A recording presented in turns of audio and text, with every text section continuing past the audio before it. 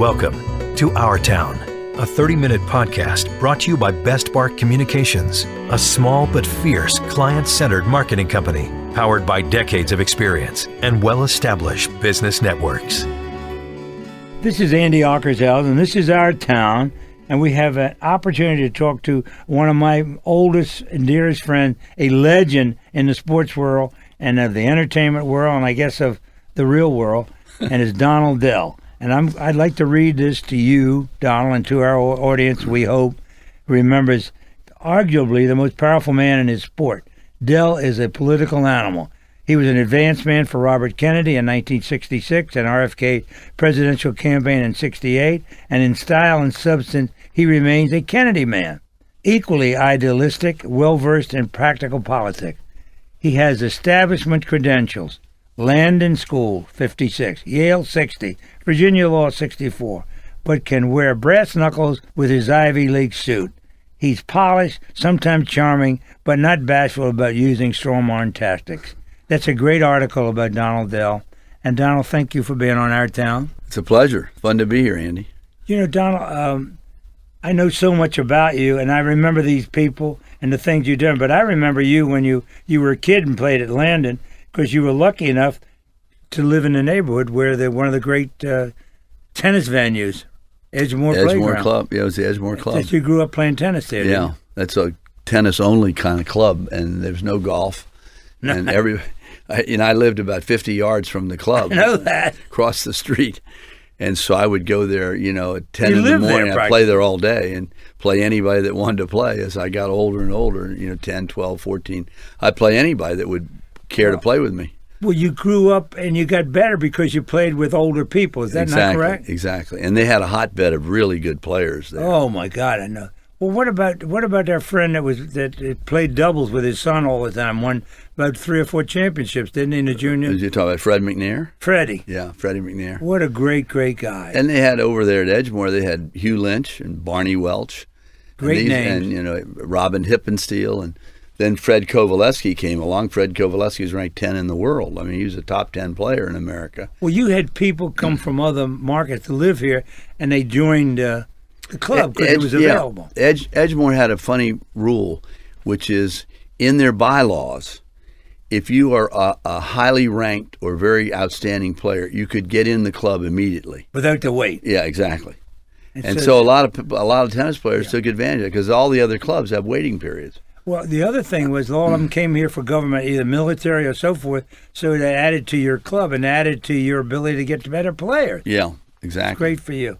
Well, tennis led you into so many things, and the first time I knew that much about Donald Dell was a young lady named Floyd.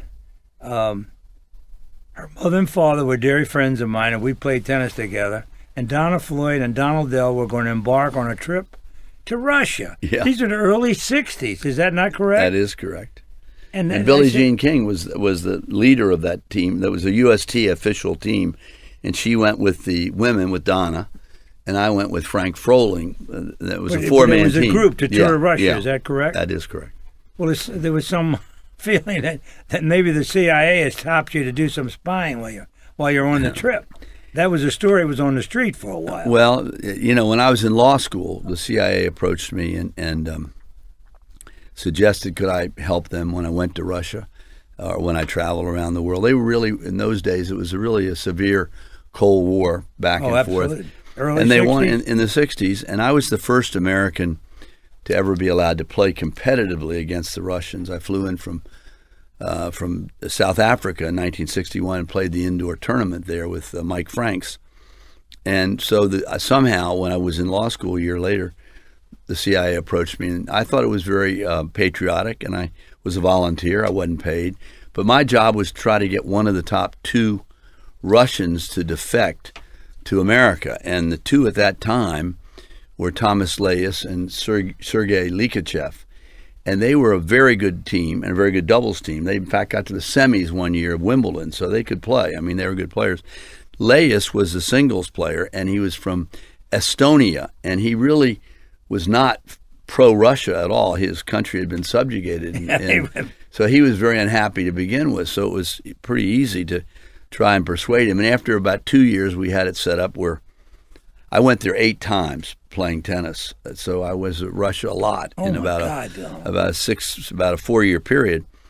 And in August of about 66, I was there playing with Laius, and I was playing the national championships at the Landon Stadium in August. We were going to practice, and then we were going to come home and play in America. The U.S. Open in those days was on grass at the West Side Tennis Club in New York. And Flushing. Well, no, it was before Flushing. Oh, it was at the West Side in Forest Hills. That was grass. And then that tournament moved to Flushing when they built the the big stadium. Yeah. right. And so he was going to play with me in Russia and then come and play in America and then defect. And it was all set up. The State Department, was going to give him a visa and all the rest of it. And I flew over to, this is a story that nobody would believe. I flew over, and first we were there Monday, Tuesday practicing. I had lunch with Thomas and his wife, who was very, very attractive, auburn hair, green eyes, really pretty. Was she a player too? No, she wasn't. She was athletic, but she wasn't a tennis player. I don't know what other sports she played, but she was in good shape. And we had lunch. And then on Thursday of the tournament, he practiced and came home early. And he was leaving at the end of that week to go to America to play the U.S. Open with me and then stay and defect. So on Thursday, he came home early, and his wife was in bed with the gym teacher. And he got a little upset with that, reached into a drawer, pulled out a gun, shot him in bed, and killed him. Oh. And so he was then prosecuted by the government and put in jail for 8 years. They said it was provocation, so he was only put there 8 years. And there went my career after 4 years of trying to get him to, to leave. CIA. Yeah, that's a true Donald. story, and it's hard to believe. It's like a fairy tale, but that's what happened. Well, but Donald, did this lead you then to the Davis Cup? Well, I was your experience. Yeah, what happened was I had played Davis Cup for a guy named Bob Kelleher. Bob Kelleher became the president of the USTA. Remember that name very well. I played for him when he was president, and he was Davis Cup captain in 64 and 65. I played against Mexico and Iran. We played a match in Iran, played Italy, and we played India. So I played 4 or 5 times, and twice on teams that he was the captain of. And when he became president in 68, he just asked me if I'd be the Davis Cup captain. He just appointed USTA. me. Yeah, the U.S. He was president of the USTA, but he had the right to select the captain as president. And so he knew me from when I played for him as captain, and he asked me to be the captain in 68, so I accepted. And that was a fun thing. We had lost the Davis Cup 5 years in a row, and they wanted really Arthur Ashe and Stan Smith and Charlie Pasquarello were friends of mine, and I was working for Sergeant Schreiber at OEO in the Peace Corps. That's right. In 67 and 68. Peace yeah, Corps. yeah. And then I was his assistant. I was working in the government. And then Bobby decided to run in 68. So I had to resign working for Lyndon in the government. I resigned. And after I was out there on the campaign, they asked me to be Davis Cup captain. So I was full-time doing the campaign and doing both jobs. But you've been involved in the campaign in 66 66, also. I'd been an advance man for Bobby, and so I knew him pretty well. And they lived over, in Virginia, Northern Virginia. And I used to play tennis over at Hickory Hill with Bobby and Ethel in 65, 66. I mean, I wasn't married, and I would go over there and play with them on weekends. Absolutely. And Bobby loved tennis. I mean, he really enjoyed tennis, and I sort of taught him how to hit a backhand, and we became very good friends. So in 68, when he ran, it was a weird thing. I was running 5 states for him as what they call the lead advance in Arizona and Oregon, Arizona, California.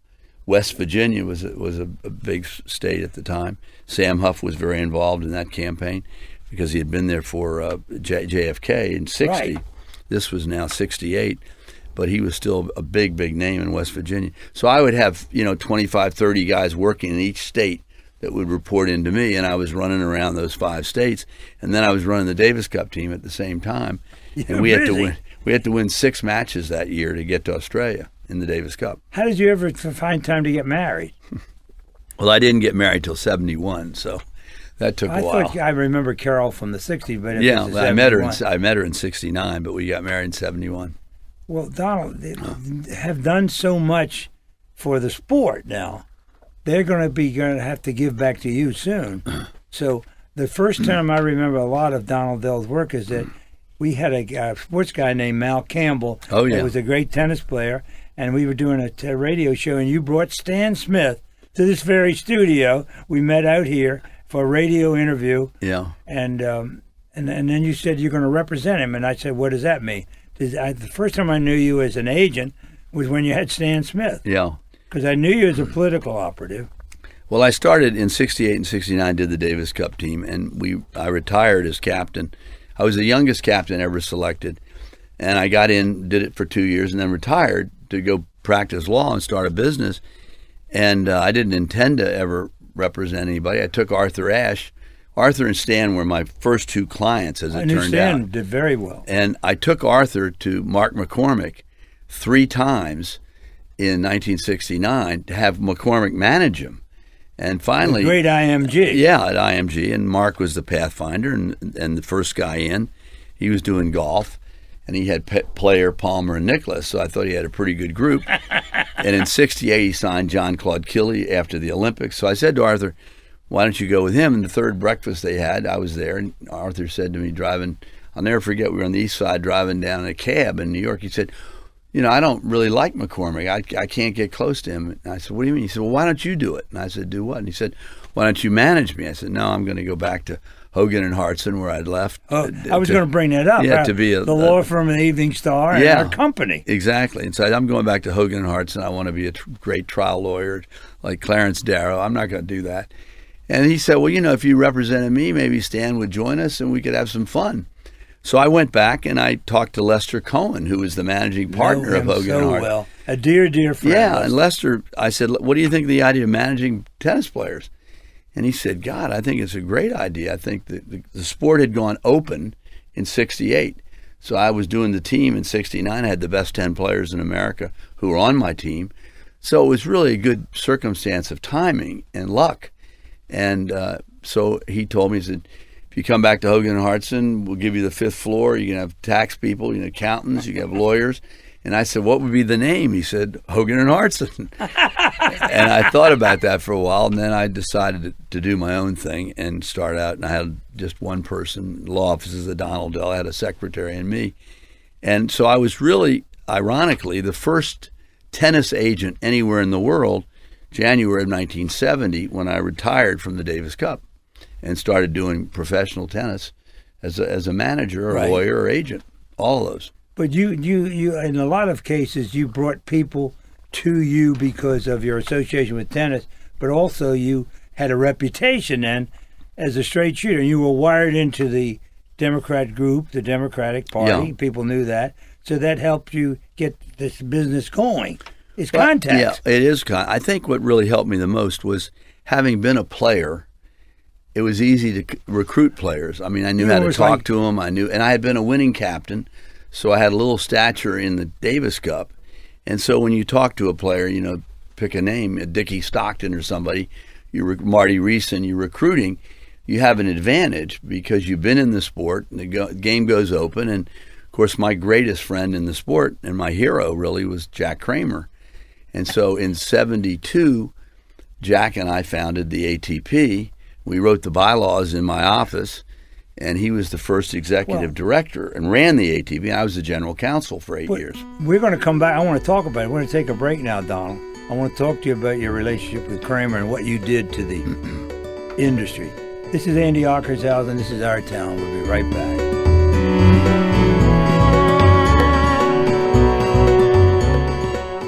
Hi, Tony Sybil here to tell everybody about our newest restaurant over off New York Avenue. It's called Ivy City Smokehouse, 1356 Oakey Street Northeast, right next to the Heck Company warehouse. It is terrific, and we have the only seafood smoker in the District of Columbia. So when you go to your grocery stores or your delis, ask for Ivy City products.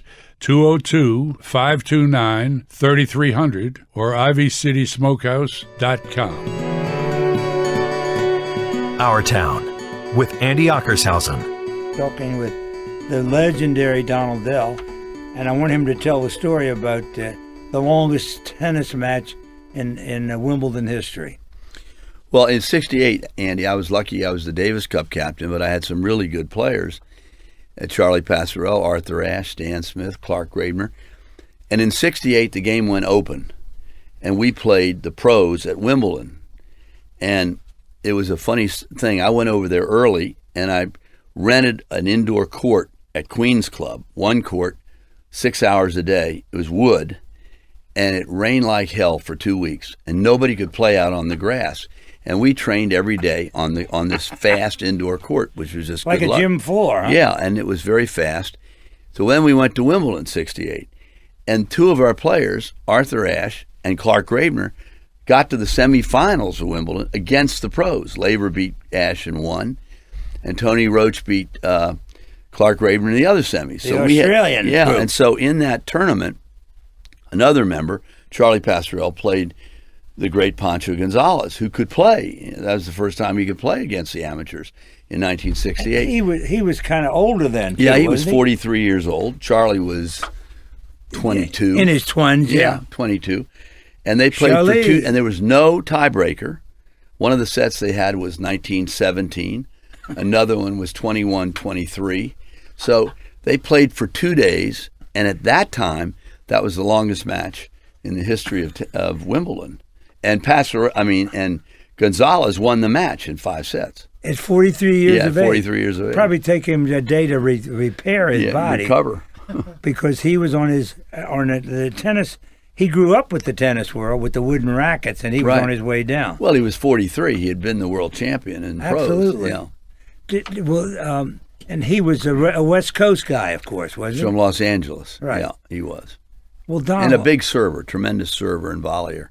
The game was all different then, Andy. People ask me now the difference. I mean, you got to remember we used wood rackets. I was going to say equipment change. Yeah, we had wood dramatically. rackets. The balls are now slower and bigger.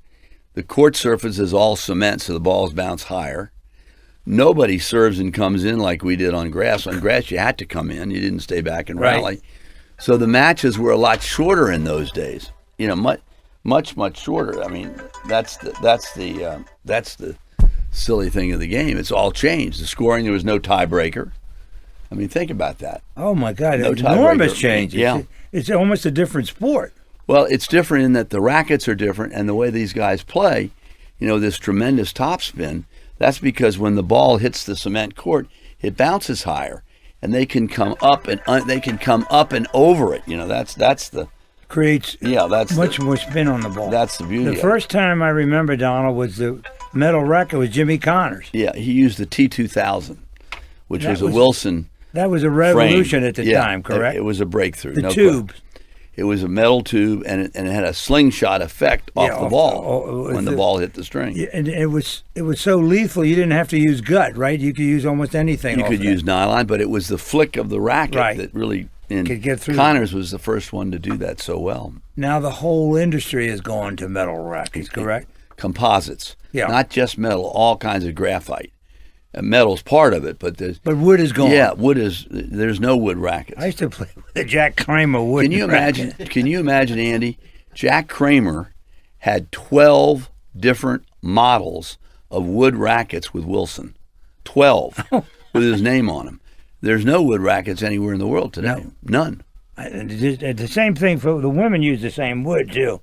Well, Donald, this led you then to take over the I would say that the tennis industry because it grew up around you. Starting with these two players, you began to add more and became an agent, which is what you were reluctantly going to do. But now you're becoming, and the name. When did you change the name or come up with the name ProServ? Well, we started a law firm with Frank Craighill as my partner. We had 4 partners. It was called Dell, Craighill, Fentress, and Benton. Ray Benton, who's still here in Washington. We see Brent all the time. Ray was a partner, and in 1971 we started the law firm. And then we found out, you know, after 4 or 5 years, we changed the name to ProServ, only because the law firm still was where a lot of the money was being held, but the brand name was ProServ because in the 60s, under the canons of ethics in the law firm, you couldn't solicit clients. You couldn't do certain marketing. You couldn't advertise. No advertising. None of that. Correct. You couldn't do it. So we were competing with IMG and Mark McCormick all over the world. When ProServ, which I ran for 27 years, when ProServ was going strong, we had 300 employees and about 16 offices all over the world. But McCormick had 1,000 employees and about 28 offices. So he was about 2.5 times bigger than we were. So it became, this is in the late 70s and into the 80s. It became a really big business. And when we changed the name to ProServ, it really wasn't for professional tennis. It was ProServ for services. Right. Professional services. But people and took they shortened that as it. a tennis yeah, agent, but you were bigger than that. No, we shortened it to ProServ to give service. And then you we began to take on more than tennis players. And we correct? started doing basketball, a lot of basketball. Yeah. A lot of football, and we did all track and field. We did all sports at one stage in around 1980. We really expanded to other. We were doing 6 or 7 different sports. Well, and that puts you in also a worldwide organization, because didn't you have soccer players at one time? We did. We never got into soccer, and the reason we didn't. I always thought you No, were. we never did, and for 2 reasons. First, in the 60s, 70s, soccer wasn't very popular in America. It just wasn't. It wasn't thought of the way it is now.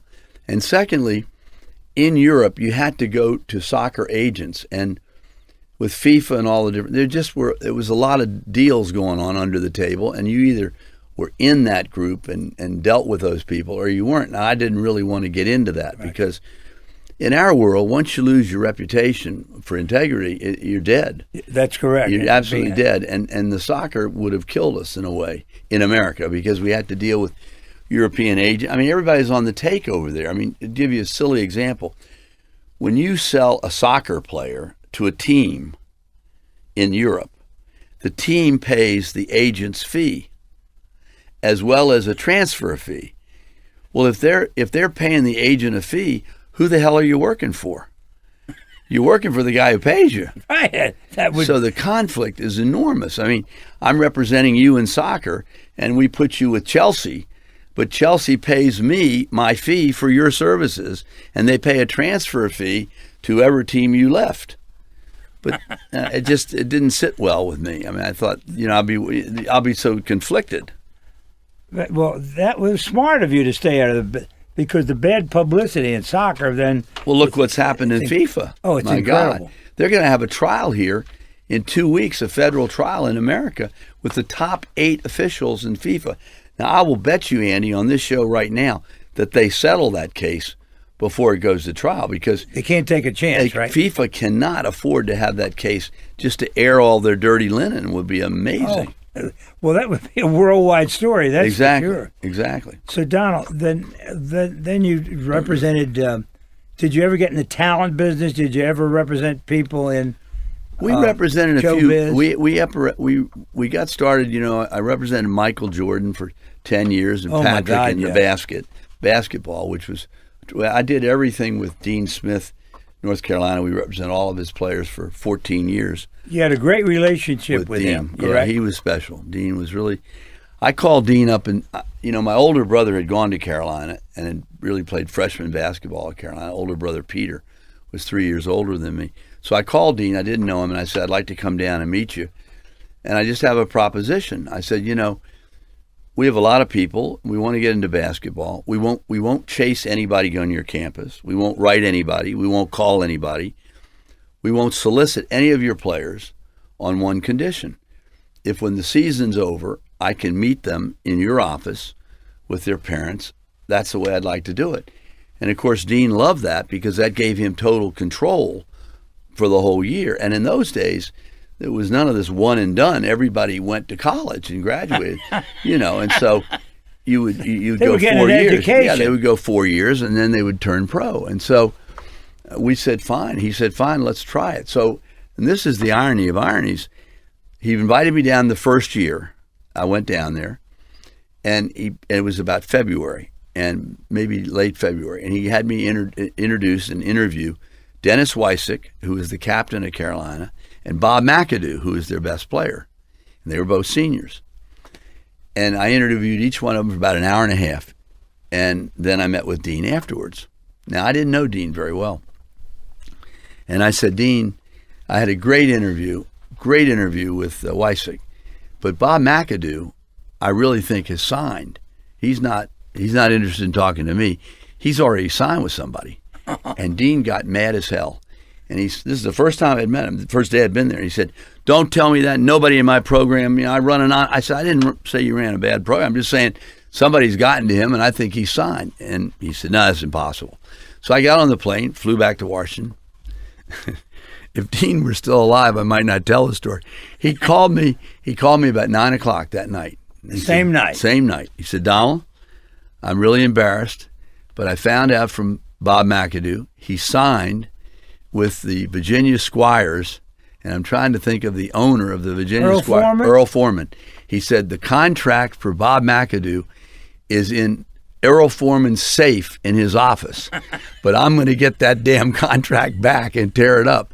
And that's exactly what Dean did. He got it back. Yeah, he got it back. Earl. He got Earl. Well, Dean had a lot of power in the college ranks. He was the number one guy. He was the Mike Krzyzewski 10 years, 20 years earlier, in my opinion. Right. But I think that always stunned him that I had said that to him and seen it, and just turned out I was right, because you can tell when you're in the business. You weren't using that as a negative. You just told him that's the way it was. Yeah, he had no interest in talking to me whatsoever. Because he already had a job. Because he had a deal. Anyway, so Dean and I became very good friends, and we did all of his players. We got every one of his kids, from James Worthy to Michael Jordan. The cream of the crop. Yeah. They were all the great players. And he was really terrific. And that would really helped you establish a reputation as a basketball agent. Is that correct? No question. In the ACC. I want to take a a break here. I'm going to come back and talk to you about your relationship locally with Lefty and Moses and all that story. Yeah. And we're talking to Donald Dell. This is our town. And this is a fountain of information, Donald. We're not through yet by a long shot. This is Sonny Jurgensen. Got a confession to make. I let my wife drag me to one of those Mike Collins estate planning seminars. Like I don't have enough on my plate with a certain football team. Actually, it wasn't too bad. In fact, we both learned a whole lot about how to protect our kids and grandkids down the road, and to take care of ourselves right now. So if you get one of Mike's invitations in the mail, go. I'm glad I did. Get all the information and register online at MikeCollins.com. That's MikeCollins.com. You're listening to Our Town with Andy Ockershausen. Brought to you by Best Bark Communications. This is Our Town, Andy Ockershausen. We're talking with Donald Dell, a local favorite, but a great favorite of WMAL, where I grew up, and Donald grew up in the city. I worked for the Washington Star, the Evening Star, and Donald represented the Evening Star, his company did, with Hogan and Hartson. And he had great relationships in the local community. One was with Lefty Driesell. Yeah.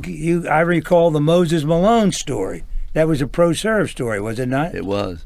I was in Boston, and Lefty called me and said Moses, who was planning to go to Maryland, had been approached by the Utah Stars of the ABA, and had offered him a contract. And Lefty called me and said, would you mind coming down, meeting with Moses and evaluating the contract? I think it's a lousy contract, and I just want to have you meet him and talk to him. I said, well, yeah, I will. It was a big deal. I came in, flew down, and met him at a hotel in Virginia. I was wearing dark glasses and a hat, which I never wear, because I wanted to have it quiet. And I said to Lefty, look, if you want me to objectively evaluate the contract, I'm happy to do that, but I don't know where that's going to lead to. Because I don't know what the contract says. And I never knew Moses. I never met Moses. So we sat down, and I remember Moses was there with his mother, Mary, and John Lucas was there with Lefty as a former player. John was a client of mine, so I knew him well. As a tennis player. He was a tennis world-class and golf player, correct? And a world-class tennis and basketball. I represented John Lucas in the NBA, went one in the country as a guard. That hadn't happened in years and years and years. He had a heck of a reputation. Oh, he was a great kid. As a guard in the basketball. Anyway, they were there sitting, and Moses comes in, sits down, and he's looking at the ground, and I'm trying to talk to him about He's this a high contract. school kid, right? Oh, yeah, he's 6'9" or something, and doesn't talk much. He's very shy, and he's looking down, and I'm getting nowhere. And I finally said, Moses, have you ever heard of slavery? And boy, when I said slavery, his head popped up. And I said, well, this contract really is slavery. And that got his attention. And he said, what do you mean? And I said, well, it's a 16-year contract. Now, Moses, indentured. 16 years. And he said, I said, the contract is guaranteed for 4 years. And then there are 12 one-year options in favor of the club. So they, if they sign you now, they lock you up for 16 years, 4 years guaranteed, and then 12 years on an option. So if you play well, they're going to own you forever. If you don't play well, they're going to fire you after 4 years. And he understood that. He got that real simply. And Lefty was the one who had shown me the contract, and I had read it before I went into the meeting. So it was very, very simple to explain to him a little bit about the contract. So I said to him, look, we talked for maybe an hour. And Moses was really intelligent, much smarter. He was shy about talking. He didn't think he spoke well, but he was smart. And he said, well, look, Donald, I got to meet these guys tomorrow in Petersburg. And I said, Moses, no problem.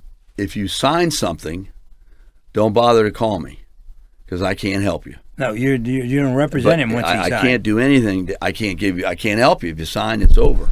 But if you don't sign and I can be of help, call me. The next day, on my word of honor, Moses Malone called me 13 times, collect. Because I said to him, call me collect. So he called me 13 times. And the first time he called me, he says, out of the blue, he says, well, what about the taxes? And I never expected. And I said, well, you got to pay probably 50% of the taxes. Pretty smart of Moses. Yeah, right? And he said, well, the guy from the Stars, the Utah Stars, came in here this morning and put a basket on the table, on my dining room table, of $50,000 in cash. And I said, Moses, take that basket, push it right back, and give it to him back if you want to stay amateur. Lefty wanted him to go to Maryland, for one Absolutely. thing. And I said, I don't like the contract. 16 years is a terrible contract. Anyway, so we talked back and forth, and as I say, he called 13 times. I mean, it was one hell of a day. He was home. And he was home. Petersburg. He was calling me from Petersburg. And you got to remember, Lefty, Moses was in a home there. They had no running water. He had outside facilities for bathroom.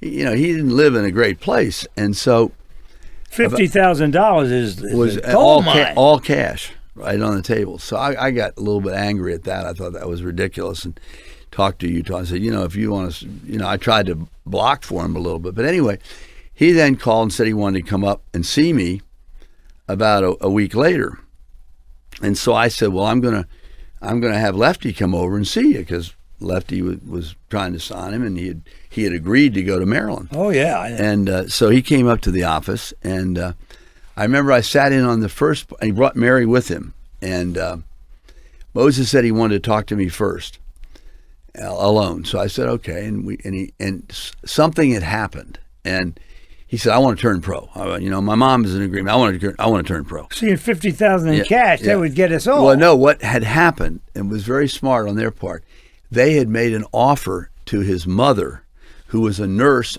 at a hospital there and worked night hours. And they had offered her a job and a home if Moses went pro. And Mary Malone was very involved with Moses, and that really got Moses thinking differently. So I said, well, Moses, you can do whatever you want, but you're gonna sit down with Lefty and talk to him. You got to explain it to Lefty. Oh no, I don't want. No. I said, well, Lefty's here, and he's going to see you because I'm not going to let that happen. So I called Lefty in, and I sat in on the first about 5 minutes, and I heard Moses say something like, Lefty, you've been jiving me. I remember that. And with that, I got up and left. I said, you guys talk it over. And I went to my office. I had a conference room off my office, which is where they were. So they talked for a few minutes, and Lefty comes out and says, damn it, he's going to turn pro. The money's too big. This is ridiculous, blah, blah. And he left, and he was mad. Lefty was really mad. Well, he knew he was going to lose it. Yeah, and so he left the office. So Moses sits there in the conference with his mother, And I sit down and start talking to him again. And suddenly, about 20 minutes into it, the door bursts open, and it's Lefty. And he comes back in, and he says, "Listen, Moses," and he attacks me. He said, "Listen, Moses, this guy is going to represent you. He just wants a lot of money. He's going to be your agent. He's going to tell you all these things, and he's going to make a hell of a lot of money. I just want you to know that when you're trying to evaluate." And I looked at it, I said, "Hey, Lefty, I'm not trying to choose sides here. I didn't tell him to go pro." Well, Lefty's the one that called you. And you're the one that got me into this. Anyway, but Lefty was very clever the way he did all that. And so he left, and a day or two later, we decided to represent Moses. And to this day, because of that, I never charged Moses a penny for that contract, not a penny. And because I liked Lefty, and I got a lot of Maryland players. Got Albert King, right? And Moses, and we had John Lucas, and we had Tommy McMillan and Lenny Elmore. Before that, right? We had I had a lot of Maryland players, and so I didn't want to ruin the relationship with Lefty. So very deliberately to send a message to Lefty, we never charged Moses for his first contract with the Stars, and we renegotiated the whole thing. But it was interesting because somehow Sports Illustrated got wind of not charging him. They had a little block thing in there about Moses Malone signed to go pro, and the agent Donald Dell didn't charge him any money for it. And then I got 3 or 4 phone calls from my tennis clients. One of them I'll never forget was from Amsterdam. He calls me long distance. I won't tell you who it was because you'd know their names. He said, "Well, if you did it for Moses free, why don't you do it for me?" And I'll never forget that because that was always.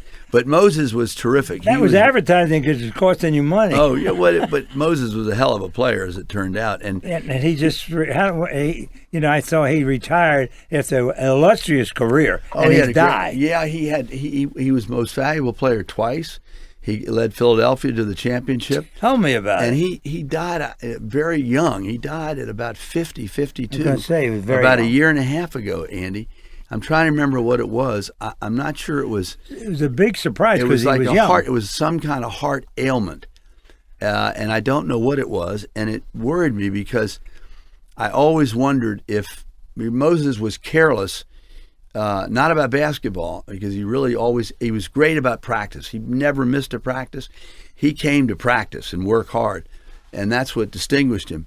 But he was careless about taking care of himself health-wise, and I wondered if he had better care medically, if he could have. I don't really know what he died of.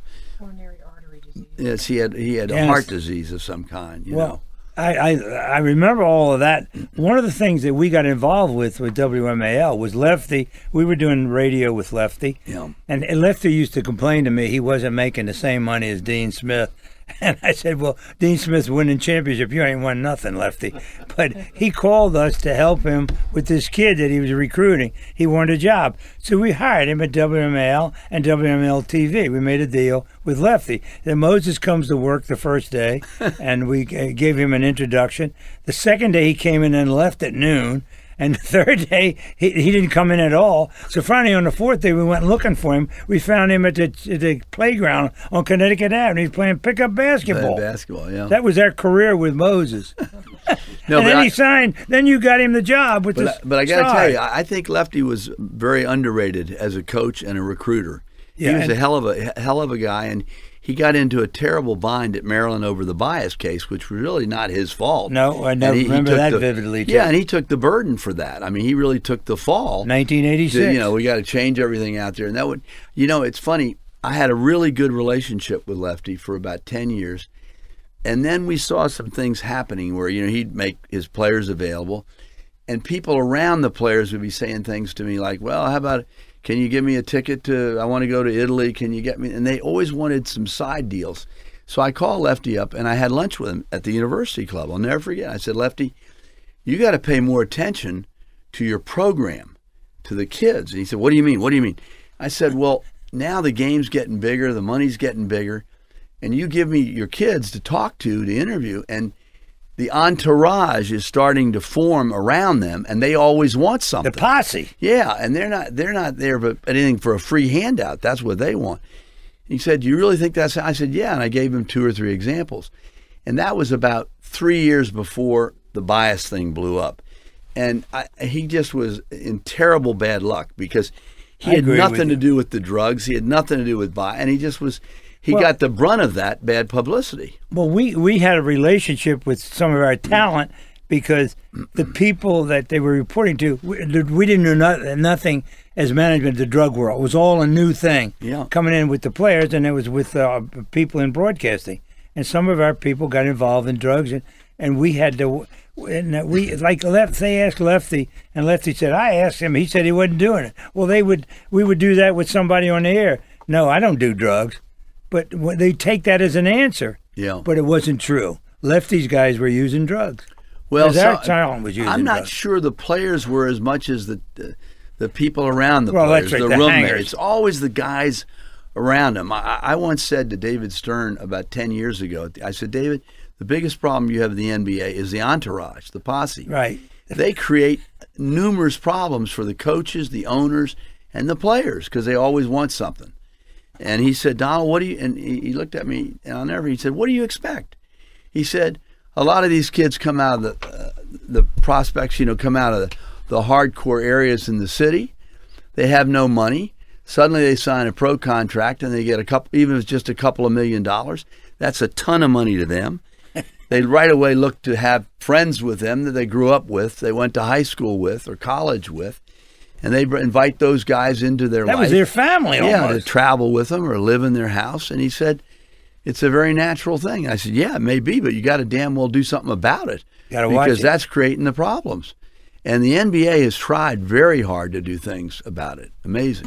Well, thanks to you, Donald. We can blowing that whistle more or less has helped the sport. And this is our town, and we're talking to Donald Dell. And some interesting stories, Donald.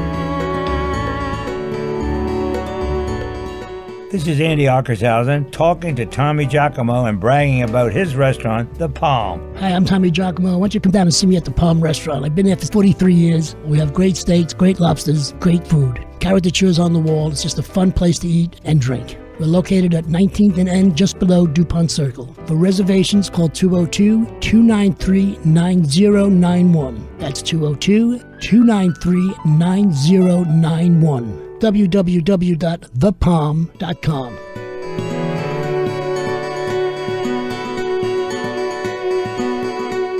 This is Andy Ockershausen, and this is our town, and I'm speaking with Donald Dell and the impact he's had on the greater Washington area, on our town, by establishing, at the time, was the Evening Star Tennis Tournament and the venue. And now tennis is such a big part of the Washington life. Our town. Well, it really, Johnny Harris and I ran the tournament for a number of years, and then we gave the sanction or the week on the tour to the Washington Tennis and Education Foundation back in 1969. So in 2018, coming up will be our 50th anniversary of running the tournament for the WTF. That's hard to believe. It's 50 years old and now. they actually own the sanction, and we have a 500 series tournament, which is $2 million for the men players. And it's about $400,000 for the women players. We've got a co-ed tournament now, and the stadium seats about 7,800 people. And beautiful venue. Yeah, and it's the City Open. Citibank is the sponsor of both men and women. And as they say in the old days, we've come a long way. Oh my God, we really have. It's been a fun thing, and it's really, the WTF is the only charitable organization that owns a pro tournament on the tour. They're the only ones. Is that right? Yeah, and we're the only one that own a 500 in America. There are 500 elsewhere. And that's been a great fundraiser for the charity, for the city. Yeah, many years. And the stadium, I believe, is a jewel. The stadium, we need to enlarge it a little bit and make some improvements over there, but we've been doing that the last couple of years. It's a beautiful place for tennis. And we have a very good tennis town. Washington, I know, I see it's that. It's a very good tennis town. It really is. And when we have good players, we sell out, and we have evening sessions when it's cooler. My recollection of that tournament, over the years, you've had the best players in the world from time to time. We have. Maybe not all at one time, but they all showed up. Yeah, we have. And what you've done for tennis and for the city, and I just can't believe, Donald, that there's not more attention paid to the fact that facility could be used. But, there's a problem with the Park Service and the neighbors because they don't like the people up there. They don't like the parking.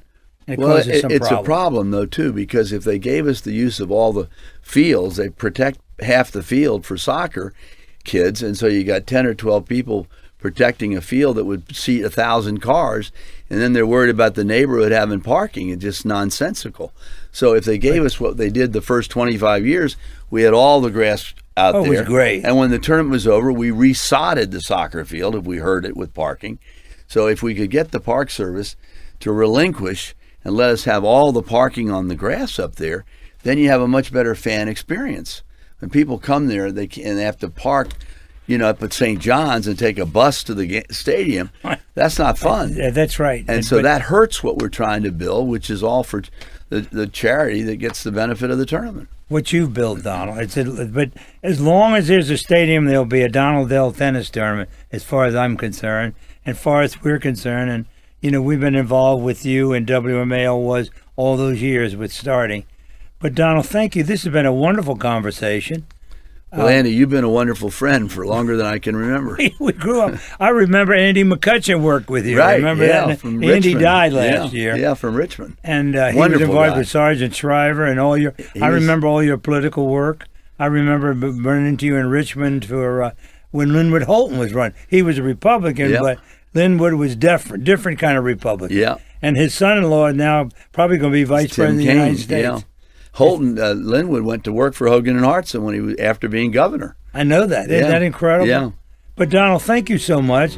In our town, the impact you've had has been just incredible, and I hope you continue to remember, Donald, that you owe our town. This is Andy Ockersell, and this is Our Town. You've been listening to Our Town Season 1 with your host, Andy Ockershausen. New Our Town podcast episodes are released each Tuesday and Thursday.